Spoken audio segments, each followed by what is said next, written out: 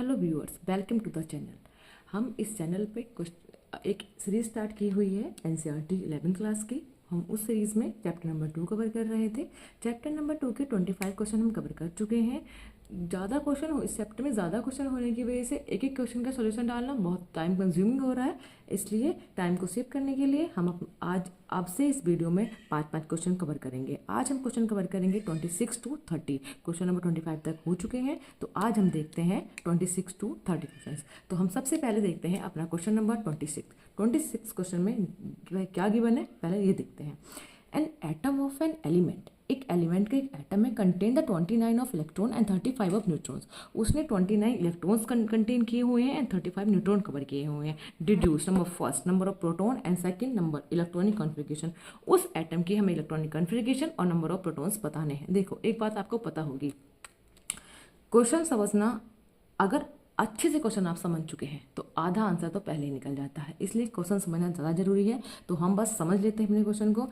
एक एटम है, उसके number of electrons, number of neutrons हमें गिवन है, प्रोटॉन्स हमसे पूछ रहा है एंड सेकंड पार्ट में पूछ रहा है इलेक्ट्रॉनिक कॉन्फ़िगरेशन। जब हमें उसके प्रोटॉन्स पता चल जाएंगे, मीन्स इलेक्ट्रॉन्स पता चल जाएंगे, तो हम उसका एटॉमिक नंबर लिख लेंगे और एटॉमिक नंबर से हम उसके इलेक्ट्रॉनिक कॉन्फ़िगरेशन लिख लेंगे। हमारा ये प्रोसीजर रहने वाला है। तो चलो हम देखते हैं अपने क्वेश्चन नंबर 26 का सोल्यूशन।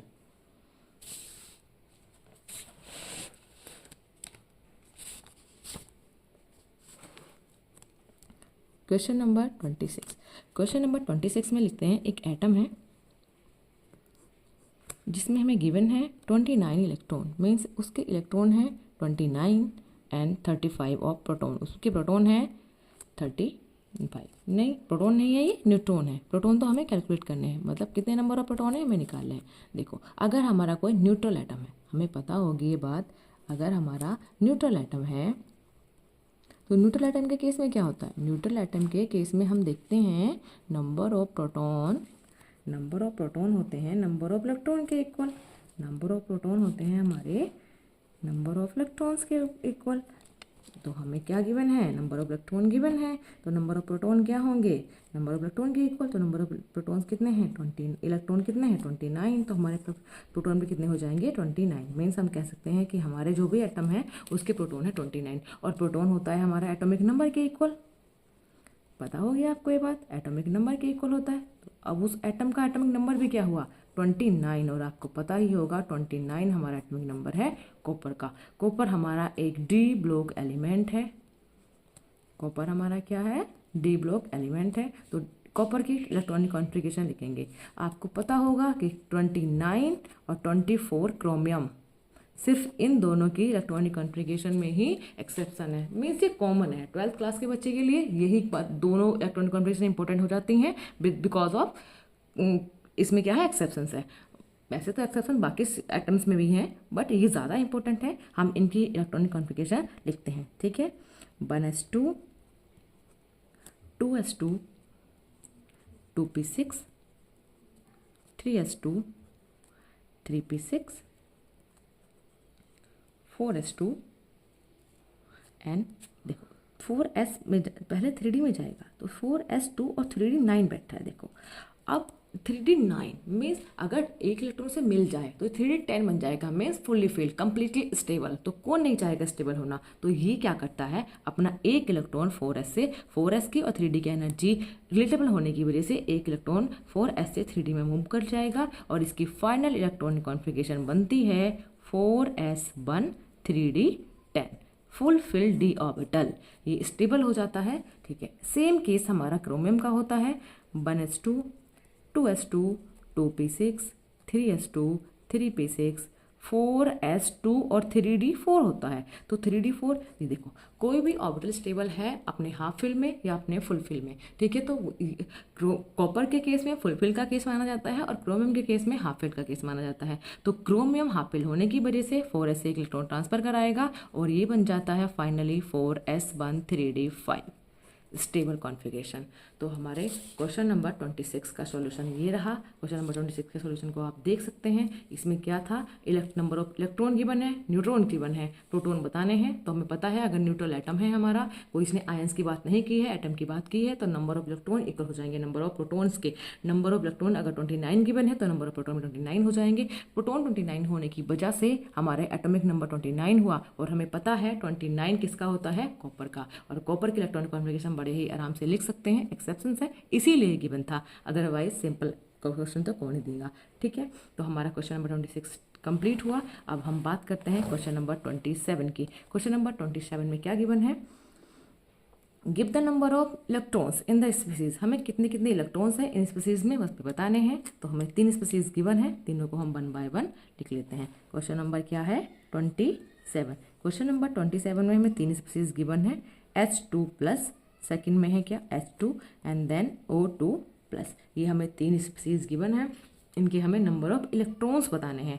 नंबर ऑफ इलेक्ट्रॉन किसके इक्वल हो जाएंगे, नंबर ऑफ प्रोटॉन्स के ही। देखो ये आयंस है तो यहाँ नंबर ऑफ इलेक्ट्रॉन और नंबर प्रोटॉन सेम नहीं होंगे। हम बात करते हैं अगर हाइड्रोजन की बात करें तो इसके पास 1 इलेक्ट्रॉन होता है। अगर मैंने H2 डाल दिया, मतलब एक H और एक H ऐसे मिलके बना होगा ये, ठीक है, तो हमारे कितने इलेक्ट्रॉन हो जाएंगे, 2। हमारे यहाँ इलेक्ट्रॉन हो जाएंगे 2, ठीक है, अगर मैंने H2 की बात की है तो। इसने बात की है H2+, में से 1 इलेक्ट्रॉन फिर से कम कर दिया तो इसमें इलेक्ट्रॉन होंगे 1। तो हमें H2 हमने कवर कर लिया है, 1 इलेक्ट्रॉन है। नेक्स्ट बात आते हैं सिंपल H2 की। H2 में कितने हैं, 2 इलेक्ट्रॉन है, ये हमने यहाँ देख लिया था। लास्ट बात आती है O2+ की। तो O2+ की बताने के लिए हम पहले चेक करते हैं ऑक्सीजन को। ऑक्सीजन में कितने होते हैं, 8 इलेक्ट्रॉन, ठीक है। अगर मैं O2 कर दूं तो कितने हो जाएंगे, 16 इलेक्ट्रॉन। बट यहाँ पूछा हुआ है O2+, तो O2+ में कितने हो जाएंगे, 15 इलेक्ट्रॉन। 1 इलेक्ट्रॉन कम कर दिया, 15 इलेक्ट्रॉन। तो हमसे क्या पूछा हुआ था, 3 स्पीसीज गिवन थी, H2+, H2 एंड O2+। इनमें हमें क्या बताने थे, नंबर ऑफ इलेक्ट्रॉन्स बताने थे, हमने बता दिए हैं। जैसे H हमारा 1 है, एक ही एटम है, H2 में 2 एटम आ गए HH के, तो हमारे इलेक्ट्रॉन भी डबल हो जाएंगे। सेम केस O2 के साथ हुआ है, अगर O में 1 इलेक्ट्रॉन है तो O2 में 16 इलेक्ट्रॉन हो जाएंगे और O2+ में 15 इलेक्ट्रॉन हो जाएंगे। बस बड़ा ही सिंपल क्वेश्चन था, क्वेश्चन हुआ फिनिश। नेक्स्ट क्वेश्चन पे आते हैं, क्वेश्चन नंबर 28। क्वेश्चन नंबर 28 में क्या गिवन है, क्वेश्चन नंबर 28 थोड़ा लेंथी है, 3 पार्ट है, 1 बाय 1 देखते हैं। फर्स्ट पार्ट में गिवन है an atomic orbital n is equal to 3। एक एटॉमिक ऑर्बिटल है जिसके n की वैल्यू 3 है। What the possible value of L N ML। उसके लिए L की और ML की वैल्यू चेक करनी है। तो चलो देख लेते हैं क्वेश्चन नंबर 28 को। क्वेश्चन नंबर 28 में n की वैल्यू गिवन है 3 और हमें L की वैल्यू पूछी है, देन ML की वैल्यू भी पूछी है। n हमारा प्रिंसिपल क्वांटम नंबर है, L एजीमुथल क्वांटम नंबर है और ML हमारा मैग्नेटिक क्वांटम नंबर है। तो हम देखते हैं for n is equal to 2 के लिए L की वैल्यू क्या होगी। देखो L की वैल्यू निकालते हैं, L की वैल्यू निकालते हैं 0 to n-1 रूल से। तो 0 to n की वैल्यू क्या है, 2, 3 - 1 मीन्स क्या हो जाएगा, 0 to 2।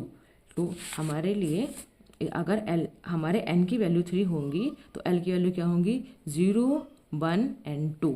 0 किस ऑर्बिटल के लिए आता है, S के लिए, 1 किसके लिए आता है, P के लिए, और 2 किसके लिए आता है, D के लिए। तो हम कहेंगे अगर n की वैल्यू 3 है तो 3 ऑर्बिटल कंटेन करेगा S, P एंड D। तो हम लिख लेंगे for n is equal to 3, L की वैल्यू आ जाएंगी 0, 1 एंड 2। अब इनके लिए सबके लिए हमें ML की वैल्यू भी निकालनी है। ML की वैल्यू होती है -L2 + L।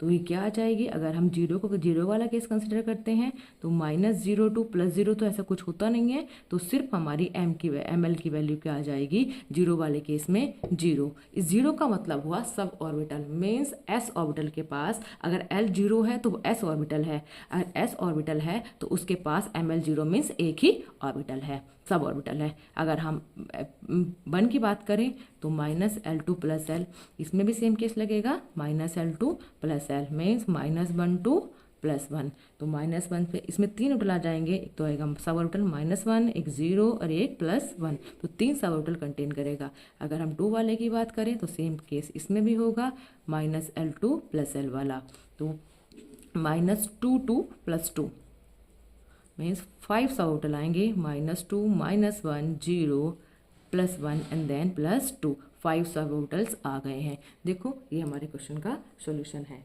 तो हम बता सकते हैं अगर n की वैल्यू 3 गिवन है तो l की वैल्यू क्या हो जाएंगी 0, 1 एंड 2, और ml की वैल्यू उन सब के लिए अलग अलग हमें कैलकुलेट करनी पड़ेंगी, जो हमने इस क्वेश्चन में करके आपको दिखाई है। ये इजी क्वेश्चंस होते हैं और काफ़ी पूछे जाते हैं, ठीक है। इनका स्कोप ज़्यादा होता है बोर्ड एग्जाम में पूछने के लिए। तो अगर आप बोर्ड की तैयारी कर रहे हैं तो इन क्वेश्चन ये एंट्रेंस एग्जाम में ही पूछे जाते हैं। जैसे आगे आपको नीट देना है, कोई जे एडवांस या मेंस देना है, तो उसके लिए भी क्वेश्चन काफ़ी इंपॉर्टेंट हो जाते हैं। तो ये हमारे क्वेश्चन का सॉल्यूशन था। अब हम देख लेते हैं अपना next question number 29। Question number 29 में क्या गिवन है हम देख लेते हैं। क्वेश्चन नंबर 29 में गिवन है यूजिंग द SPDF नोटेशन। हमें SP एंड D नोटेशन का यूज़ करना है and describe the orbital with the following quantum numbers. कुछ क्वांटम नंबर्स दिए हैं और हमें SP एंड D की वैल्यू बतानी है। तो हम देखते हैं अपने इस क्वेश्चन का सॉल्यूशन। तो क्वेश्चन का सॉल्यूशन देखने के लिए हम जो भी हमें गिवन है उसे हम लिख लेते हैं। हम क्वेश्चन नंबर 28 का फर्स्ट पार्ट सॉल्व किया है, 2 पार्ट रह गए हैं, तो हम पहले उन्हें भी देख लेते हैं। क्वेश्चन नंबर 28 का सेकंड पार्ट पहले हम देखते हैं। क्वेश्चन नंबर 28 के सेकंड पार्ट में गिवन है list the quantum number ml and l for the electrons of the 3D orbital. Means इस बार हमें 3D गिवन है और हमसे l और l, ml की वैल्यू पूछी हुई है। तो बता देंगे n की वैल्यू क्या हुई 3 हुई, और फिर n की वैल्यू 3 है। d ऑर्बिटल गिवन है, d ऑर्बिटल के लिए l की वैल्यू क्या होती है 2 होती है, और ml की वैल्यू कैसे कैलकुलेट होगी -L2 + L। तो हम क्या लिखेंगे -2 2 +2। तो क्या क्या वैल्यू आ जाएंगी -2 -1 0 +1 एंड देन +2। तो ml की हमारी कितनी वैल्यू आ जाएंगी 5। तो ये हमारा एक छोटा सा क्वेश्चन था जो छूट गया था, हमने कवर कर लिया है। हम इसका लास्ट पार्ट थर्ड पार्ट देख लेते हैं। लास्ट पार्ट में हमें गिवन है which of the following orbital are possible. कौन से ऑर्बिटल पॉसिबल होंगे और कौन से नहीं होंगे, हमें ऑर्बिटल की पॉसिबिलिटी बतानी है। हमें गिवन है 1p, हम एक बार लिख लेते हैं। हमें गिवन है 1p 2s 2p then 3f। अब हमें बताने हैं कौन कौन से ऑर्बिटल होते हैं। देखो अगर आपने इस चैप्टर पढ़ लिया है तो आपको इतना तो पता ही होगा कि 3f नाम का कोई ऑर्बिटल नहीं होता है, 1p कुछ भी नहीं होता है, सिर्फ 1s होता है, ठीक है। और 2s और 2p एग्जिस्ट करते हैं, बट ये हमारा सोल्यूशन हुआ ओरली। हमें ओरली कुछ भी नहीं करना है, हमें पूरा कंसेप्ट लगाना है। थ्योरेटिकली हम चेक करेंगे अगर 3f नहीं है तो क्यों नहीं है। देखो उसके लिए थोड़े से रूल हमें पता होने चाहिए, बहुत कॉमन वैल्यू है, बहुत कॉमन बातें हैं वो पता होनी चाहिए। n is not equal to l।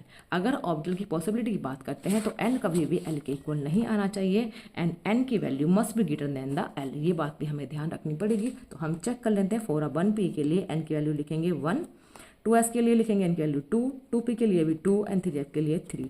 अब l की वैल्यू चेक कर लेंगे। अगर p ऑर्बिटल है तो n की वैल्यू 1 आएगी, s ऑर्बिटल है l की वैल्यू 0 आएगी, p के लिए फिर से 1 आएगी और f के लिए हमारी क्या आएगी 3। तो देखो n और l never be same. First वाले में हो गया कट कर दो, लास्ट वाले में हो गया कट कर दो। तो हमारा ये दोनों रूल सेटिस्फाई कर रहा है 2s एंड 2p ऑर्बिटल, और आप जानते होंगे जनरली भी 2s and 2p he exist करते हैं। तो हमें ये क्वेश्चन देख लिया। अब हम क्या बता सकते हैं 2s and 2p orbital are possible. सिर्फ 2 ही ऑर्बिटल पॉसिबल हैं हमारे जो गिवन थे 2s एंड 2p। अब देखते हैं अपना क्वेश्चन नंबर 29। क्वेश्चन नंबर 25 हम रीड कर चुके थे, एक बार फिर से देख लेते हैं। n और l की वैल्यू गिवन है हमें, और हमें नोटेशन देनी है s है p है या d है। तो चलो हम देखते हैं हम कैसे नोटेशन दे पाते हैं। तो 29 क्वेश्चन नंबर 29 फर्स्ट पार्ट में हमें गिवन है n is equal to 1, l is equal to 0। देखो n के लिए 1, तो हम क्या लिख दिया, हमने क्या लिख दिया 1। l मीन्स 0, l किसके लिए 0 होता है s के लिए, तो हमारा ऑर्बिटल क्या आएगा s, ठीक है 1s। सेकंड में हमें गिवन है n की वैल्यू है 3, l की वैल्यू है 1, तो हम सिंपल लिख सकते हैं 3p, क्योंकि l किसके लिए 1 है p के लिए। थर्ड पार्ट में हमें गिवन है n is equal to 4, l is equal to 2, तो हम इसे सिंपल लिख सकते हैं 4d। लास्ट पार्ट में गिवन है n is equal to 4, l is equal to 3, इसे हम लिख सकते हैं 4f। देखो आप कंफ्यूज तो नहीं हो रहे ना l की वैल्यू मैं कैसे लिख पा रही हूँ, तो आपको ये मैंने लास्ट वीडियो में बताया था, एक बार फिर से बता देती हूँ, आपको याद रख लेनी है। अगर n की वैल्यू 1 2 ऑर्बिटल के लिए l की वैल्यू कहाँ से स्टार्ट होती है, 0 से, 0 1 2 3 4 एंड सो ऑन, बहुत लंबे तक जाती हैं। और 0 किसके लिए होती है, s ऑर्बिटल के लिए, 1 होती है p के लिए, 2 होती है d के लिए, 3 होती है f के लिए, और ये होती है g के लिए, ऐसे सो ऑन बहुत सारी चली जाती हैं। तो हमें ये वैल्यू पता होनी चाहिए, l की वैल्यू 0 से स्टार्ट है और हमारी बहुत लंबे तक जाती हैं। ठीक है, तो हमें ये इस क्वेश्चन को करने के लिए ये तो पता ही होना चाहिए। अब हम फोकस करते हैं अपने लास्ट क्वेश्चन पे। हमने इसमें 4 क्वेश्चन कवर कर लिए हैं। लास्ट क्वेश्चन नंबर 30 गिवन है, explain the giving reason. Explain भी करना है, रीजन भी देना है for a following set of quantum number. कुछ क्वांटम नंबर्स के सेट गिवन है, कौन सा पॉसिबल है कौन सा पॉसिबल नहीं है, ये हमें 4 सेट गिवन है, 4 सेट में हमें बताना है। तो हम स्टार्ट करते हैं क्वेश्चन नंबर 30 के फर्स्ट पार्ट से। फर्स्ट पार्ट में गिवन है n की वैल्यू 0, l की वैल्यू 0, ml की वैल्यू भी 0 और ms होता है स्पिन क्वांटम नंबर, जिसकी स्पिन बस प्लस आप और माइनस आप ही हो सकती है, यहाँ प्लस आप गिवन है।